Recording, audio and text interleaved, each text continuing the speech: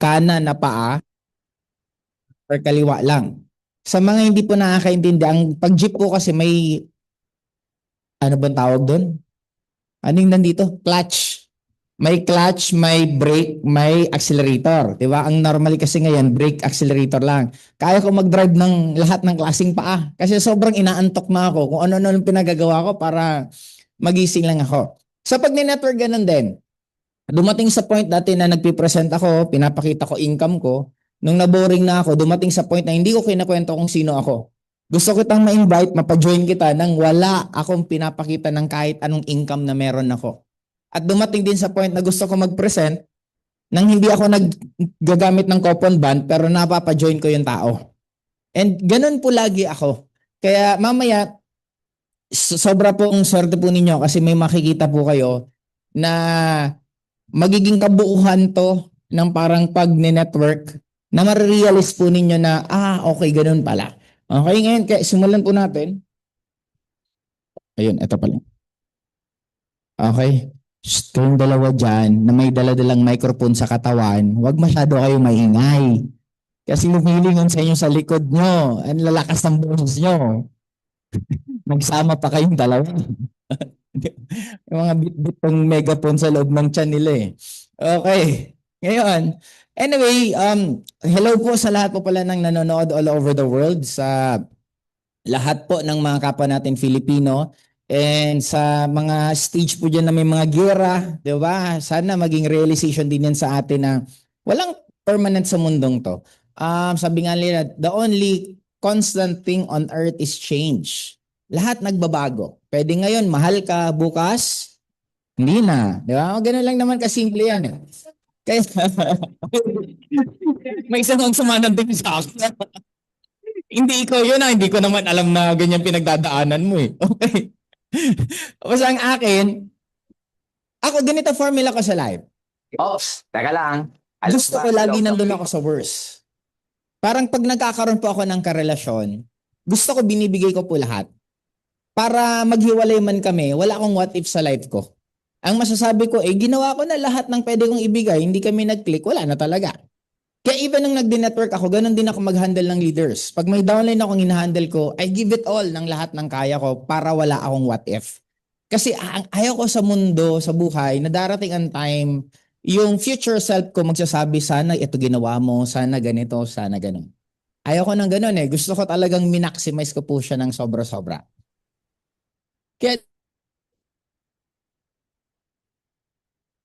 dito, simulan natin. Again, sabi nga paulit-ulit ng umaattend, ako yung pinaka... Hindi.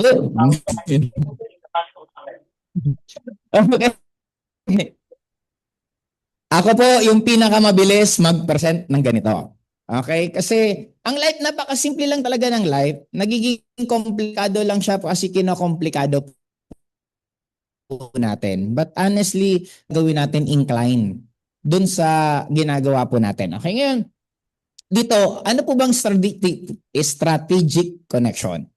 Unang-una, kailangan kung mag-i-invite po kayo ng tao, hindi po lahat talagang sasali.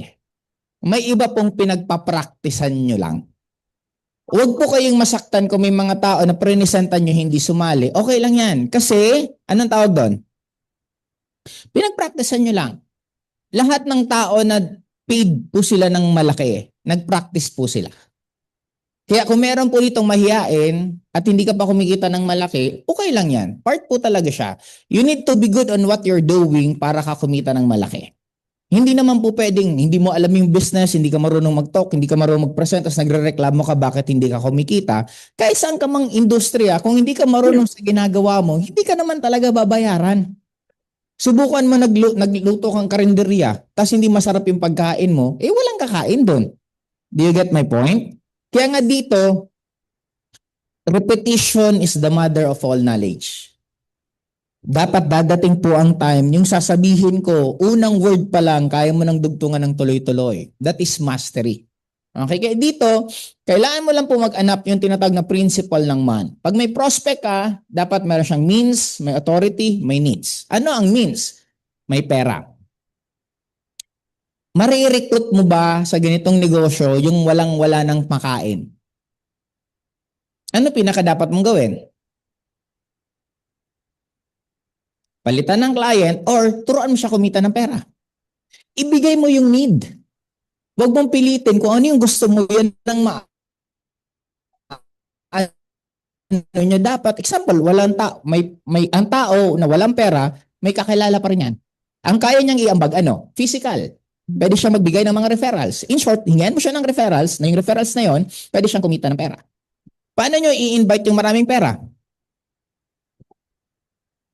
Walang perang marami. Sa mga kumikita na po dito, naalala mo, sabi mo dati 10,000 lang, okay ka na? Nung nagkaroon ko ng 10,000, parang 30,000 naman. Nakailang beses na po kayong pangako na yung phone nyo last na yan. Di ba may nakita kang phone na maganda? Pag nabili ko yan, hindi na ako mag-upgrade ng cellphone. Pero pagkabili mo, after few weeks, few months, meron na naman. Gaano ka-komplikado ang human nature? Nung single ka, nakikita mo lahat ng couple. Diba? Lalakad-lakad ko, grabe, buti pa sila. May shota, may girlfriend, may ganito. Di ba naiingit ka? Nung may couple ka naman, ang nakikita mo naman, ala, ang ganda. Saan? Di pa pala ako nagkaroon ng karelasyon. Wala tayong kakontentuhan. That's human nature. Never kang makokontento. Kasi yun ang growth eh. Kaya dito, ang taong marami ng pera, isa lang gusto niyan. Gusto pa niyan lalong dumami ang pera. Then pwede mo pa rin i-offer to. Sunod, authority. Ito yung kahit medyo walang pera, pero pag sinabi niya, mga sumusunod. Na example, sa magkakaibigan, hindi naman ang pinaka-bossing dyan may pera. Minsan, kahit yung walang pera, pwedeng siyang nasusunod. That is authority. Paano malalaman ng may authority? Sa paglalakad pa lang makikita mo. Sinong may authority sa grupo? Yung kadalasan, nauunang maglakad. Needs.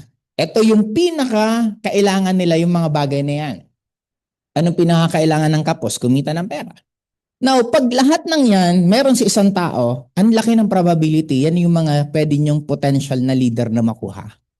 Meron ka ng means, meron ka ng authority, meron ka pang tinatawag na needs. And I could say sa akin, isa to. Na-recruit ako sa networking 20 years old ako. May means ba kami? Yes, kahit pa paano meron. Ang membership pa dati, naalala ko way back 2003, 20,000 yon. Gumawa ako ng paraan para may means ako, meron din akong authority. Kasi sa school namin, imagine mo, hindi ko lang alam kung kaitsura-itsura ko. Naging president po ako ng student council sa school namin sa buong school. Naging varsity din po ako ng basketball. Naging officer pa po ako ng ROTC. Kaya in terms of authority, meron na. Sa magkakaibigan namin, ako yung medyo bossy-bossy. Sa needs, ang laki po ng needs ko noon kasi gusto kong, mandami kong gustong ma-prove sa life ko. And true enough, nung na-recruit po ako, sobra pong dali. Kasi nabigyan lang po ako ng flyer eh. Kaya wag po kayong malungkot kung may mga sumali na hindi nagtuloy. May mga in-invite kayo na hindi nagtuloy kasi makahanap ka lang ng 2 tao tapos pulaban nyo. 2 taong desidido. Minsan nga hindi na nga po 2 kasi sa marketing plan natin, kung na-position ka, nalagyan ka ng maraming tao sa kabila na lang hanapin mo, tapos sa pulaban nyo. Okay, ngayon, after nito sa man, ang sunod dapat ma-identify nyo po na meron tayong tinatawag na warm market and cold market. Sa pag-network po natin, mas marami ang nandito sa cold kesa sa warm. Kaya ang warm naman, ang positive at negative dito, kung maganda ang background mo dati. Maganda, pag dating background maganda, kasi ang marirecruit mo madali. Pag pangit ang background mo sa past mo, nahihirapan ka minsan mang-recruit ng mga kaibigan mo. Lalo kung kilala kang loko-loko, tapos nag-offer ka ng Ascendra, ang iniisip niya, pati yung Ascendra, loko-loko na rin kasi ikaw yung nagre-represent. Kaya hindi nyo kailangan malungkot kung hindi maganda ang tingin sa inyo kasi may cold lagi. Dito kayo pwedeng magbago. Kaya mas madali mag-recruit sa cold kasi wala po siyang judgment ng past mo. Ang warm, ang daming judgment niyan. Kung nakita ka dating sinisipon ka, tumae ka sa salawal, yun ang maaalala habang pinipresentan. Ito yung tumae ng kaklase ko dati, bigla ko tuloy na amoy. Di ba yung mga ganon? Kaya you need to understand na dito kayo pwede mag-focus. Ang kagandahan naman dito, unlimited na po ang cold market. Just be creative. Mamaya explain ko kung paano kayo magiging creative regarding din dito na ginagawa din po natin ng company but at the same time, mas maganda, masabayan nyo po. Okay? Sunod, ito yung madaling pang goal set at pang papiin sa mga prospect po ninyo. Understanding your prospect, what keeps them awake at night. Lahat ng tao may formula. Kaya nga, since ang course ko po, computer engineer, sanay po kami gumawa ng flowchart. Anong yung flowchart? Example, ito yung start.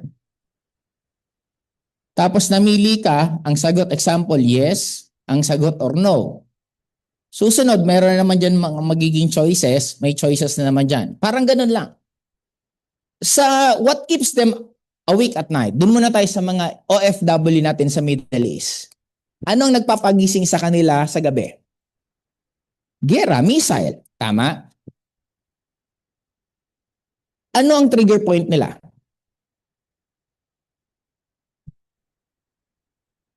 Tito, tita, gusto nyo bang umuwi na ng Pinas?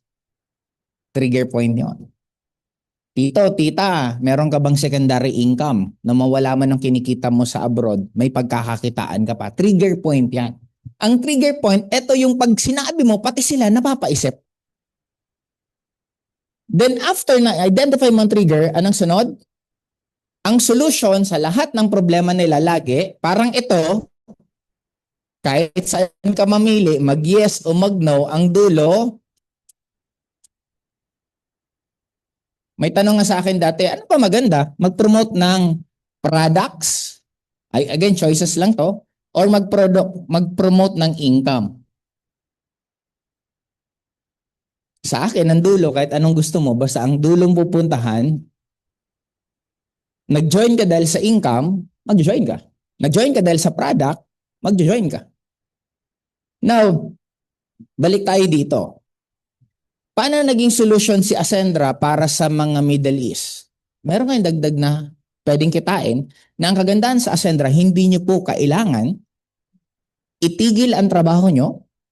Pwede nyo isabay. Pag maganda ng kinikita mo, saka mo na gawin si Ascendra. Kaya dapat na-identify nyo, parang kahapon may si Manny, kung kilala nyo mata si Manny, may bit-bit siya mga bata. Unang tingin ko pa lang, identify ko na. Ano ba, what keeps them awake at night sa mga 20 years old? Very good, lifestyle. Usap ko dalawang bata, sabi ko pare, imagine niyo kung 2 years from now, 3 years from now, kumikita ka na ng 100,000, 200,000, anong buhay meron kayo? Then yung prospect, pag yung kausap mo, gumagano na yung mata, tapos nag-i-imagine na, oo nga, gumaganon, ibig sabihin, naiintindihan niya yung sinasabi mo. Then, nakita ko na yung trigger points, anong solusyon? Sabi ko, pare, wala kayong lugi. In-invite ko pa nga sila sa Saturday, kasi Saturday meron tayong other side.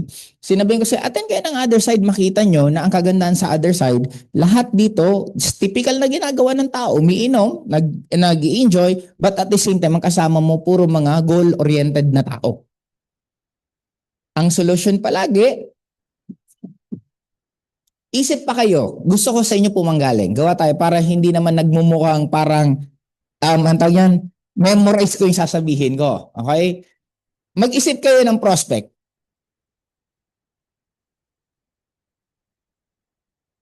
Ano po? Empleyado. Okay, anong klaseng empleyado? Very good. Security guard. Gising talaga yan. Joke lang. Okay. Now, the same, what keeps them awake at night? Pera. Hindi naman ganun kalaki ang kinikita ng guard. May tapyas pa yung kita ng, anong tawag yan? Agency. Anong trigger points? Isipin nyo, tatanong ko, boss, gusto mo ba magkaroon ng parang agency? Anong sagot? Sinong ayaw na guard na magkaroon ng sariling agency? Gaano kasarap pag meron kang 7 guard, lahat dyan may porsyento. Ang maala ng sweldo ng guard ngayon, yung guard ko, oo nga pala, yung guard ko sa bahay, tatanggalin ko na. Alala ko, kasi ang sweldo, 35,000 Bicol ha. 35,000 ang sweldo ko sa guard, gabi pumapasok, pinapakain namin, ang trabaho matulog.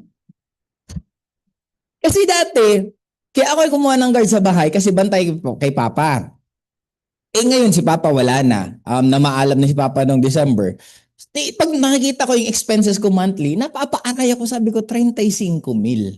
Sabi ko kung kukuha ako ng katulong, sweldong ko na lang ng 7, kahit dalawang katulong, 14. Bantay sila pareho dun, dalawa pa silang bantay.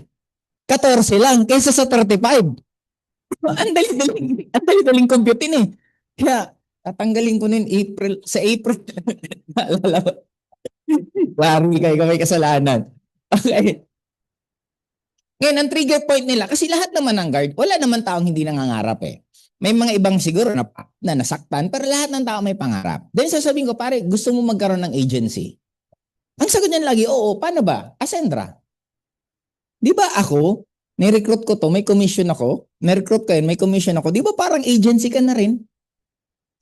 Ang kagandahan lang, ito pa yung mga tanong, gusto mo ba magkaroon ng dagdagang kita na hindi mo i-give up yung ginagawa mo? Sa totoo lang, ang sarap recruitin ng mga guard kasi wala naman majority dyan na ginagawa. Yung guard na lang sa condo, nakikita ko araw-araw, siguro nauubos na yung lahat ng mga telenovela, Netflix na pinapanood araw-araw. Yung iba kung hindi, nakikita ko, nagsusugal. Yung iba naman, nag-EML. Imagine, kung turuan mo yung mga taong yun, gaano karami ang potential na pwede, kung pumutok ang networking way back offline days, what more ngayon na napag-combine ang offline at online? Na-gets? Kaya nga, bakit po ba pumutok na to? Ascendra is just almost 2 months. And we are very proud to say na lahat ng networking company sa Pilipinas kay Ascendra nakatingin. Paano mapapatunayan? Lahat sila gumagamit na ng AI, gumagamit ng movement, gumagamit ng new era. Yung lahat ng terminology natin ng sinimulan, ginagamit na ng lahat. Now, ang bottom line dito, meron something sa Ascendra na wala sa lahat. Alam niyo kung ano yun? Kami. Nakakabot yun eh. Diba? Ngayon, ang point ko dito, pag ang tao kausap nyo na wala kang i-give up, ba't hindi mo tatanggapin? Yan, triggering point ng security guard, baka gusto mo ng dagdag na kita, hindi ka habang buhay malakas, depende pa kung ano pang posisyon mo sa guard. Kung nasa bangko ka, pare, delikado ginagawa mo, bantay ka ng bantay ng perang hindi sa'yo. Triggering point yun. Pati siya mapais, uun. Di ba? Ilalagay mo lang yung hat mo sa kausap mo eh. Na pati siya mapapasabi, oo nga eh. Then after, sir, ganito tulungan kita. Kikita ka kahit naka-duty ka. Paano yun? Pwede ka mag-online. Turuan kita kung paano. Nai-gets? Anong solusyon? Olas. Ano pang trabaho or ano pang prospect? Teacher. The same thing po. Ang teacher, ano ang pinaka triggering point ng teacher? Una, ang teacher, medyo kapos din po sa pera. Teacher is one of the most overworked and underpaid. Sabi nga ni BBM, gumagawa ng pansit. Totoo naman yun, partly yun eh. Yung pagkakadeliver niya lang para medyo magulo. Pero totoo yun kasi pag teacher ka, pag may mga bisita sa mga probinsya, sila pa nag-aayos, nagluluto. Kaya nasabi niya siguro gumagawa ng pansit. Okay. Ngayon, balik tayo dun sa teacher. Ang teacher, hindi ganun kalaki ang sweldo. Ang pinakakawawa sa teacher, inuuwi mo pa yung trabaho sa bahay at magkano lang kinikita mo. Ngayon, ang triggering point dito, gusto mo ba na nagtuturo ka pa rin pero mas malaki ang kinikita mo? Triggering point yon. Sino ba naman ang ayaw? Eh di ba sa Ascendra, nagtuturo ka at lahat ng tinuturuan mo meron kang commission. Kaya ganun lang siya kasimple palagi na pwedeng, kaya nyo nang po i-analyze or gumamit na po kayo lahat ng ChatGPT. Ayusin nyo lang yung prompt nyo. Tanongin nyo lang. The same na tanong. ChatGPT, gusto kong recruitin yung teacher. Ano yung triggering point niya? Paano ko siya ma-close deal? Nandun na lahat talaga po kay ChatGPT, lahat ng problema po natin. Hindi lang natin siya minsan minamaximize. And we are very happy nung na-final na po. Kung familiar po kayo sa Metaverse, ang Metaverse, ang plano po ni Mark Zuckerberg, lahat tayo mas mag-i-stay na sa loob ng online world at hindi na tayo lalabas. Kaya kung may mga nakita kayong mga pelikula, yung Ready, Set, One, Go, na may mga swero na yung tao kasi nasa loob na sila ng online world. Alam nyo ba na nagkaroon ng bentahan ng mga lote sa loob ng online world? Na nagkataon lang, tinigil na ni Metaverse kasi yun ang pinakamalaking gastos sa tech industry, yun ang pinakamalaking sugal. 8 billion US dollar ang ginastos nila sa Metaverse for it to be developed. And ngayon, napatunayan na mas maraming tao na ayaw pa rin sa loob ng online world, mas pumutok ngayon ng AI. Kasi napatunayan, ang tao gusto pa rin sa labas ng mundo, pero nag-maximize yung technology, yun na yung AI. Kaya darating ang time ngayon, grabe na po ang development honestly ng AI. Dumadating sa point na natatakot na yung developer kasi mas nauunaan na sila ng AI na dinidevelop nila. Okay. Ngayon, ang ending para sa akin, gusto kong ma-realize po natin na ang ganda po ng direction natin sa nangyayari kasi kahit anong trabaho, darating po ang time, kaya nyong gawin ang Ascendra nang kahit hindi nyo ginigive up kung ano man ang ginagawa nyo. And paano tayo mamimili pa ng prospect kung pwede na palang gawin yon? Kaya nga, try to imagine right now, nasa, ilan ang nanonood ngayon, Ton?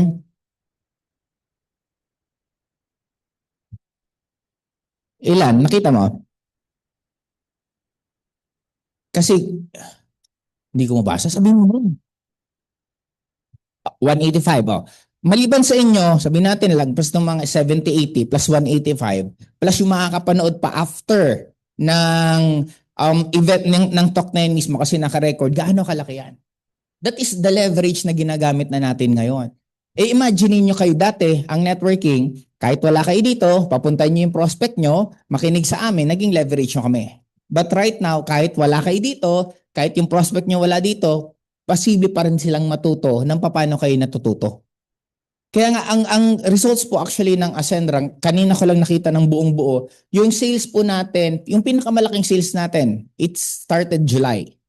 July po pinakamalaking sales po kasi it's normal ang isang company pagbago talagang surge ang sales. Yung sales po natin ng February tapos sa sales natin ng July, hindi na po nagkakalayo. And that is organic. Hindi po biro yung gano'n na numbers kasi ibig sabihin, pag gano'n naman nangyayari po sa atin. Kaya dito po tayo sunod. Ito yung in-explain ko kanina na may offline and online, may warm and cold. Pag warm na offline, ito yung typical na kakilala nyo, kamag-anak nyo, kaklase nyo, yan ang warm na offline.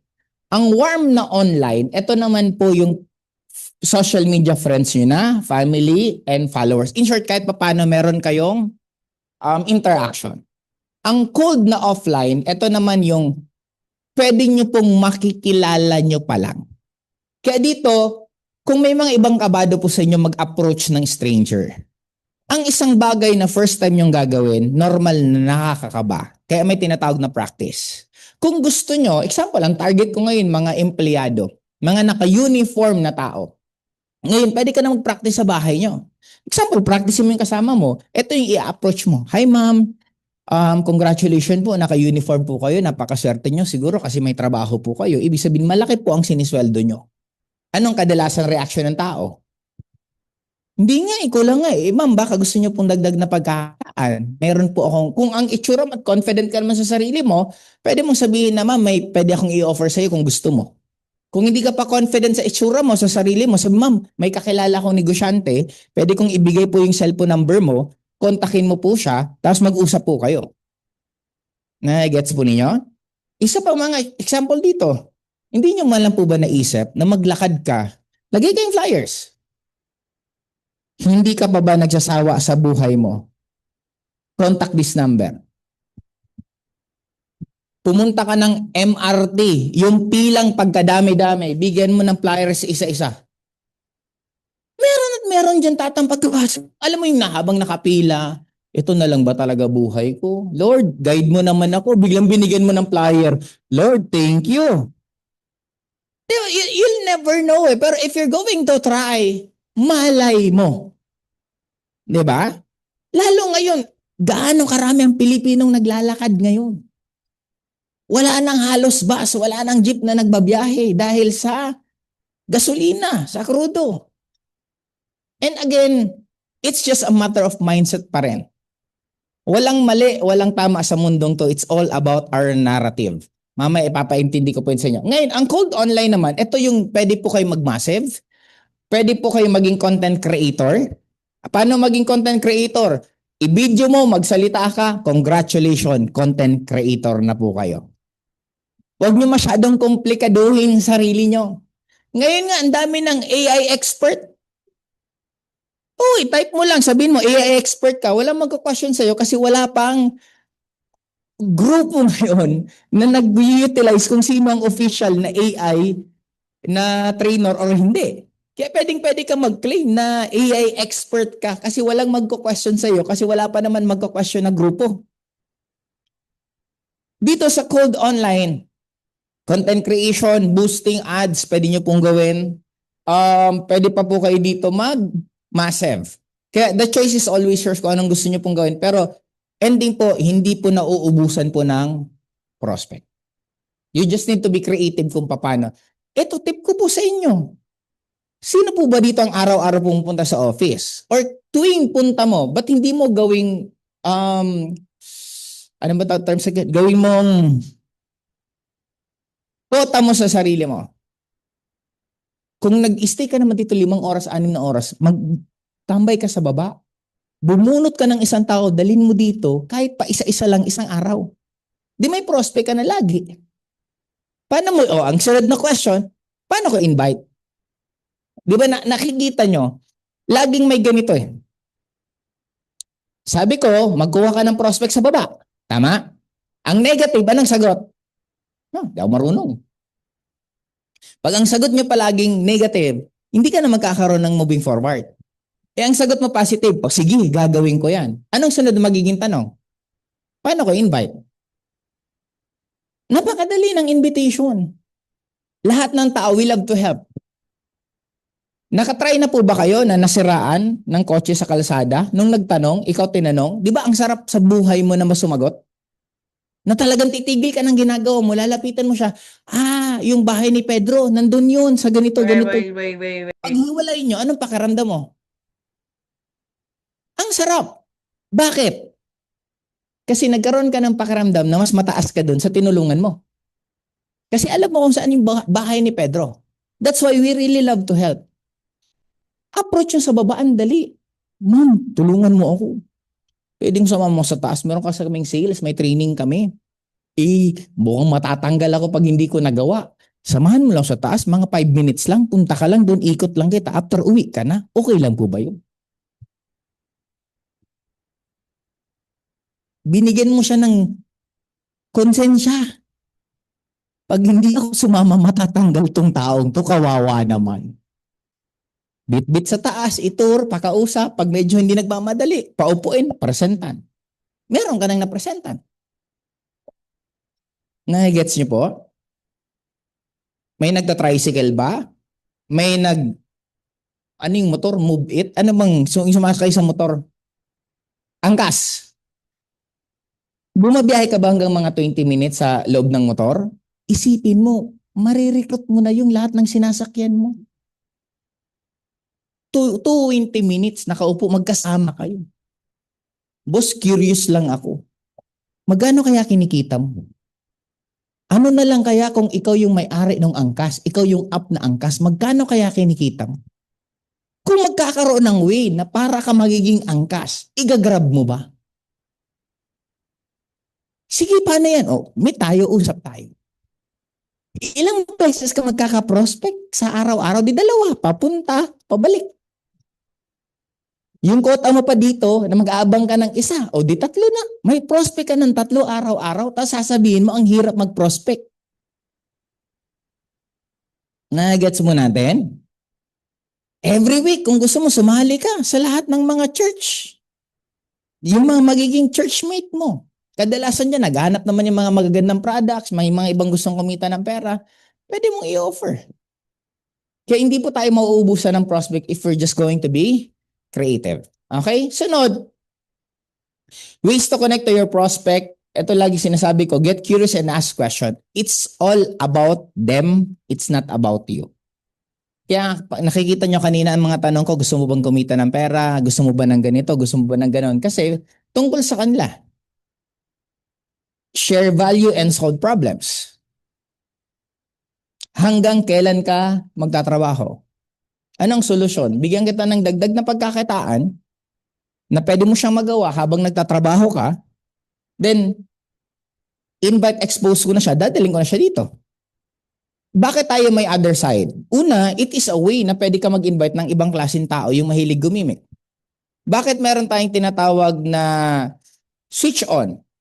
Yun din ang isang way na pwede kayo magdala ng tao sa switch on. Alam niyo po ba na pwede ka magdala ng tao sa switch on? And ipapakita mo, boss, ito lang yung ginagawa namin. Ito yung kumikita ng ganito, kumikita ng ganito. Ito lang ginagawa namin at pwede mo rin itong magawa. Side quest, bakit tayo meron side quest? Kasi ang target market naman natin doon, yung mga students. In short, you just need to be creative kung ano yung gusto mong gawin, pero lahat ng yan, pwede mong i-maximize. Dito, paano kayo pwede mag-invite? Sa kada speaker, dapat kilala nyo at alam nyo kung paano ibibida. Ibida nyo si Sir Jurgen, si Ces, si Jed, si Mr. Miko, sa akin. Ibida, kung sino magiging speaker, ibida mo lang. Alamin mo kung anong background at dapat nagtitrigger ang curiosity. Example, empleyado. I-invite ko Sir Jurgen, anong sasabihin ko? Alam mo ba itong mag-speaker na to, dati din to nag-work.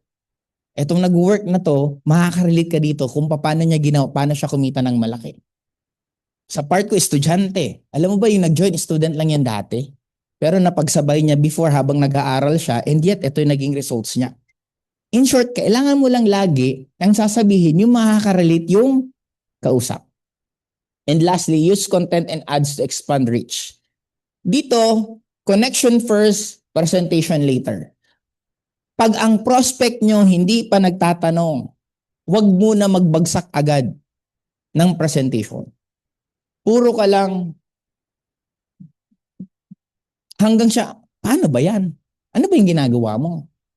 Open na yun pag gano'n. Doon na kayo pwedeng mag-present. Pag nagpipresent, nakita mong hindi naman nakikinig, itigil mo, kunin mo na naman ang attention niya, pag nakuha mo attention mo, saka ka naman ulit mag-present. Kasi may iba po na naging salesman na. Nakakita na kayo ng salesman sa mall? Yung nagbebenta ng kutsilyo, kahit walang nanonood nagsasalita. Ay, grabe po dito, napaganda po itong nanonood. Yun ang salesman. At hindi po tayo salesman. Dapat nararamdaman ng kausap mo kung ano yung mga sinasabi mo. Eh, ang may iba, at hindi nyo rin po dapat kopyahin lahat ng, di ba, totoo copy business tayo. Pero wag nyo naman pong kopyahin yung buhay nung kinopya mo. May downline ako, 17 years old. Ay may sharing ako dati. Alam mo po ba 8 years ago, ito po yung ginagawa ko. Ito. Pati yun kinopya. Yung 17 years prospect. Alam mo po ba 8 years ago, ito po yung 17 minus 8, ilan 9? Kaya ibagay din minsan yung kinokopya nyo kung bagay ba sa inyo or hindi. Hindi lahat dapat kinokopya din. Okay. Lapit na po tayo. Eto. Rejection is normal. It's filtering, not failure. Sana maging na po natin, na maging i-normalize po natin na ang rejection, hindi po siya kasalanan, hindi po siya masakit, normal lang po siya sa lahat ng nag-o-offer. Hindi po lahat ng niligawan mo sinagot ka. Hindi lahat ng crush mo gusto ka rin. Hindi lahat ng hiningi mo sa magulang mo binigay sa'yo. Hindi lahat ng jeep na pinara mo tumigil. Na-gets po natin? Now, rejection is normal sa lahat ng aspeto. Bago ka masaktan pag may prenesantan ka na hindi sumali, ilang beses ka nagsuot ng damit sa butik nang hindi mo naman binili. Tama? Ilang beses ka naglabas-pasok sa Jollibee na umihi ka lang. At ang sabi pa sa'yo ng guard, ma'am, balik po kayo. Normal yan. Sa pag-network, paano malalaman pag newbie pa lang kayo? Pag nasasaktan pa kayo sa rejection. Kaya ibig sabihin, pag nasasaktan pa po kayo, kulang pa yan. Kailangan nyo maging si Batman. Bato, manhid, damdamin nyo. Hindi na kayo dapat tinatablan. Pag gusto, okay. Pag ayaw, okay. Clear? Detach emotion from outcome. Nagiging masakit ito sa mga networker, lalo na po sa mga nangako mag-join. Mapapahiya kapag kinuwento mo agad. Mas maganda wag nyo na lang munang ikwento kasi mas mapapahiya ka pag hindi yan natuloy. Ito pa mas masakit sa nagkwento, nag-compute. Nangako mag-executive, may 40 ako, may 10 ako, may 50 ako. Mas dinetalyado mo, mas masasaktan ka pag hindi natuloy. Ano pang mas masakit doon? Ginastos. Yung iniisip mong kikitain mo, wala pa nga sa kamay mo. Nangutang ka sa iba, ginastos mo, pagdating ng oras, hindi naman nagtumuloy mag-join, doble-doble sakit mo. Clear? Nangako mag-join, mas lalong magsipag. Huwag itigil ang schedule, lalong damihan ang schedule. Kasi ako naging mali ko rin po yan. Ay naamin ko po, hindi po ako nagmamalinis. Naging mali ko rin yan before. Na, syempre, nangako mag-join, feeling ko ang laki na ng kikitain ko, na-relax na ako. After 2 weeks, hindi sumali. Di sayang nung 2 weeks ko, imbis sana nag-present ako nang nag-present. Kaya simula no, natuto ko, example, nangako siya mag-join, nilalagay ko lang siya sa calendar na ganitong araw mag-join siya. Yun ang naging way ko dati. Nung ang dami nang sumasali. Ano ang technique para hindi masyadong masakit? Nangako mag-join. Ituturing ko na siyang member ngayon pa lang. Pare, okay lang ba na itrato na kitang member? Sabi niya, oo. Sige, bukas, attend ka ng training, refer ka. Pag hindi uma-attend ng training, hindi nagre-refer, mag-join ba yan? Hindi ka na nasaktan kasi hindi biglaan. Naintindihan mo na, hindi naman to sasali, hindi nga uma-attend ng training, sasali pa kaya to. Nagigets po ninyo? Kaya ako that time, nung nagkakaroon ako ng calendar, nung punong-puno na kasi schedule ko. So sobrang puno, hindi ko naman siya kayang itrato na munang member. Ang prioritize ko na yung member ng dati kasi naka-member na eh. Kaya may ganun ako that time. Ngayon naman, kaya nyo halos mapagsabay-sabay kasi may constant activities naman ng company. Okay? And sino po ang, alam nyo na po ba yung Reset and Rise? Sige po, pakitaas ng kamay yung alam na po. Training po to sa April 9. May bayad po to, nasa 1-2 lang noon. May pagkain na itong 3 beses na pagkain. And ang magiging trainer po kami pong mga founders. Almost half day po to. And ang ticket po dito will be just limited. Nasa 300 lang ang tickets. Kaya as early as now, mag-ano na po kayo sa sa mga FP nyo po, sa mga nag-handle po sa inyo kasi nasa almost 142 tickets na po ang napapa-reserve. Kaya meron lang pong available 138 as of kanina pong bago po ako sumalang dito. And for me, attendan nyo po lahat ng training. Simple lang naman ang ruling ko sa network. Attendan nyo lahat ng trainings. Kasi dun kayo mag-grow, dun kayo madidevelop. Ang sabi naman ng iba, bakit kailangan may bayad?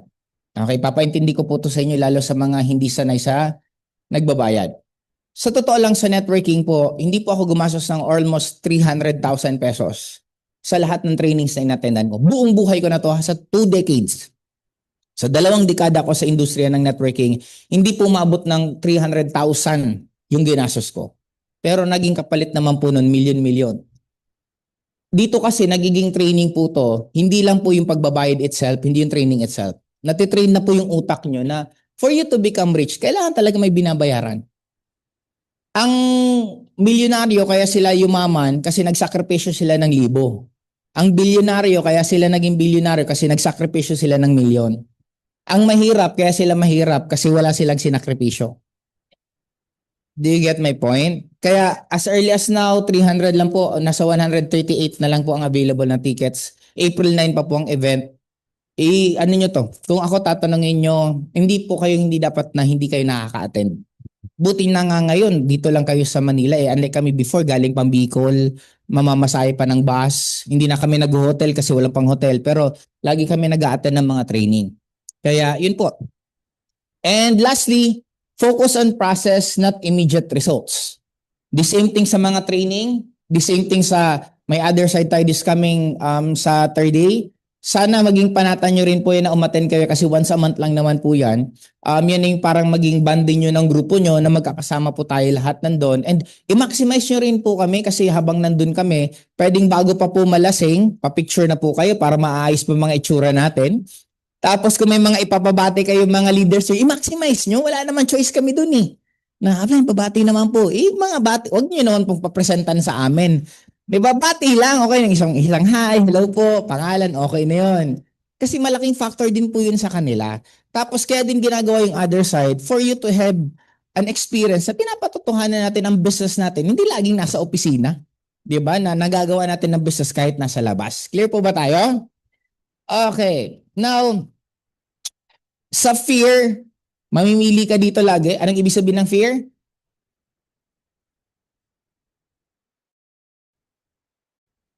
Ano yan? False expectation appearing real. Meron pang isa eh. Hindi ko na maalala eh. Parang rise,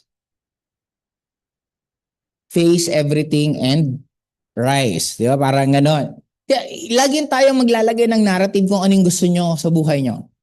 Walang totoo sa mundong to kasi ang totoo sa'yo nagdidepende kung ano yung paniniwala mo. Clear? Okay.